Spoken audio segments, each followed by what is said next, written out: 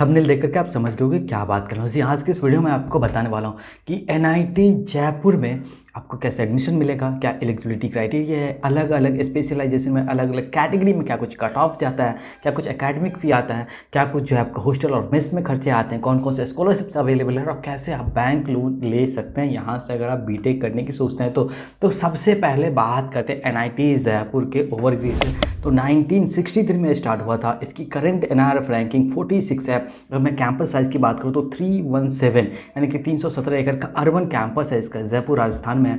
इसके other name की मैं बात करूँ तो MNIT भी इसको बोलते हैं, Malaviya national institute of technology इसका पूरा नाम है। अगर मैं प्लेसमेंट की बात करूँ 2023 की तो यहाँ पे जो 12.5 लाख पर एनम का ओवरऑल एवरेज पैकेज जा रहा है। वहीं पे CSE एवरेज की अगर मैं बात करूँ तो 20.5 लाख पर एनम का CTC जा रहा है। और हाईएस्ट की अगर मैं बात करूं अब तक का, जब मैं वीडियो रिकॉर्ड कर रहा हूं, हो सकता है कि आगे ये बदल जाए, तो 1.18 CPA करोड़ पर एनम जा रहा है जो अमेजन ने ऑफर करा है। तो बहुत ही ह्यूज पैकेज गया हुआ हाईएस्ट की अगर मैं बात करूं इस बार। तो अब बात करते हैं कि एनआईटी जयपुर में एडमिशन लेने के लिए क्या कुछ एलिजिबिलिटी होनी चाहिए। तो उनके लिए जिनको नहीं पता है कि एनआईटी में कैसे एडमिशन होता है, तो एनआईटी में एडमिशन लेकर आपको जी मेन का जो एग्जाम क्रैक करना पड़ेगा। उसके रैंक के बेसिस पे जोसा के थ्रू आपको काउंसलिंग करवाना होगा, उसी के बेसिस पे आपको जो एनआईटी अलॉट होता है। लेकिन क्लास 12 के मार्क्स जो है वो पहले से डिफाइन करे गए हैं। तो अगर मैं यहाँ पे बात करूँ क्लास 12 में, तो क्वालिफाइंग सब्जेक्ट्स की मैं बात करूँ तो आपका जो है फिजिक्स और मैथमेटिक्स एज कंपलसरी सब्जेक्ट्स होने चाहिए। उसके साथ आपका केमिस्ट्री हो सकता है, बायोलॉजी हो सकता है, बायोटेक्नोलॉजी हो सकता है, या कोई भी टेक्निकल वोकेशनल कोर्स किया तो भी आप एलिजिबल हैं।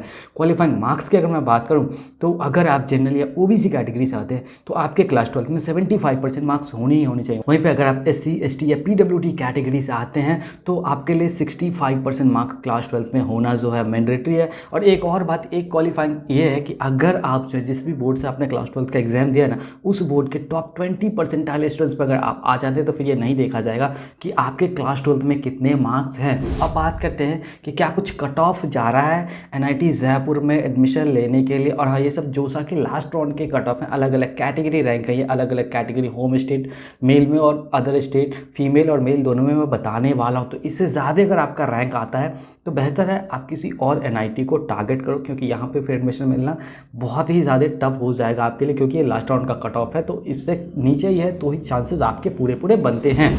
तो अगर मैं बात करूँ यहाँ पे सबसे पॉपुलर ब्रांच की कंप्यूटर साइंस इंजीनियरिंग की, तो मेल में जनरल कैटेगरी होम स्टेट में 5610 रैंक तक जाता है और अदर स्टेट की मैं बात करूँ तो 4631 रैंक तक जाता है। फीमेल की अगर मैं बात करूँ जनरल कैटेगरी में होम स्टेट में 7498 रैंक तक जाता है और अदर स्टेट में 6099 रैंक तक जाता है।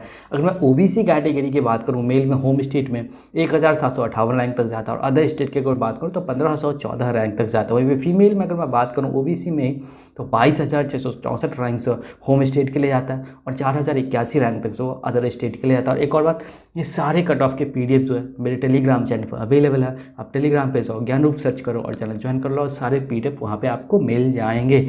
अब बात करते हैं next, electronics and communication engineering में क्या कुछ कट ऑफ जा रहा है। तो अगर मेल में बात करें जनरल कैटेगरी होम स्टेट में तो 10,555 रैंक तक कट ऑफ जाता है और अदर स्टेट की मेल में बात करें तो 9,470 रैंक तक जाता है। फीमेल में अगर मैं बात करें जनरल कैटेगरी में तो 16,838 रैंक तक कट ऑफ जा रहा है और अदर स्टेट के लिए 13,954 रैंक तक जा रहा है। नेक्स्ट है मैकेनिकल इंजीनियरिंग, जितने भी कट ऑफ हैं इसको आप पॉज करके देख ले और नोट कर ले तो ज़्यादा बेहतर है।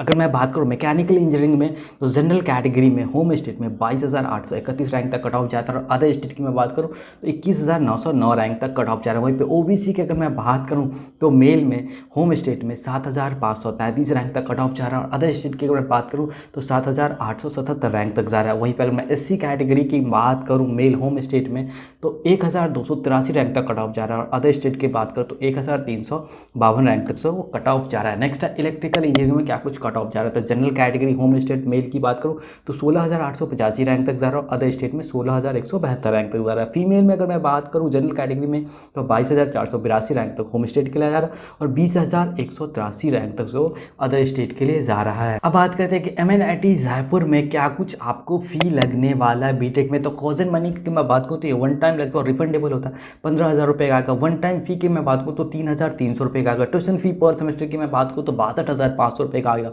अदर फी पर सेमेस्टर की अगर मैं बात करूँ तो 16,800 रुपये का आएगा। एनुअल फ़ी की मैं बात करूँ तो 765 रुपये का एनुअल फ़ी लगने वाला है, यानी कि at the time of admission आपको जो 98,365 रुपये का फ़ी जो है यहाँ पे लगने वाला है। वहीं पर अगर मैं हॉस्टल की बात करूँ एमएनआईटी जयपुर में, तो hostel caution money one time refundable होता है, ये भी तो 12,000 रुपये का आएगा। वन टाइम फ़ी यहाँ पे 3,000 रुपये आपको लगेगा। हॉस्टल रेंट की अगर मैं बात करूँ पर सेमेस्टर का तो 6,000 रुपये का आएगा। इलेक्ट्रिसिटी एंड वाटर चार्जेस पर सेमेस्टर की बात करूँ तो ये भी 6,000 रुपये का आएगा। और मेस एडवांस की अगर मैं बात करूँ तो 20,000 रुपये का आपका कॉस्ट आएगा, यानी कि अगर आप हॉस्टल लेते हैं तो 47,000 रुपये जो है आपको फ़ी लगने वाला है। लेकिन एक बात यह है कि आपको अलग अलग कैटेगरी में एमएनआईटी जयपुर में आपको स्कॉलरशिप्स देखने को मिलेगा। इससे बहुत ज़्यादा बेनिफिट मिलता है उन लोगों के लिए जो फिनेंशियली वीकर सेक्शन से आते हैं। तो अगर आप SC ST या PWD कैटेगरी से आते हैं तो आपको 100% ट्यूशन फी का वेव ऑफ मिल जाएगा, यानी कि आपको ट्यूशन फी नहीं देना है, बाकी फीस फिर भी आपको लगेंगे ही लगेंगे। वहीं पर अगर आप जनरल या OBC कैटेगरी से आते हैं और आपकी family income less than 1 lakh in a year है, यानी कि आपके परिवार जो है एक साल में 1 लाख रुपये से कम ही कमा पाते हैं, तो भी आपको 100% ट्यूशन फीस जो है यहाँ पे वेव ऑफ हो जाएगा।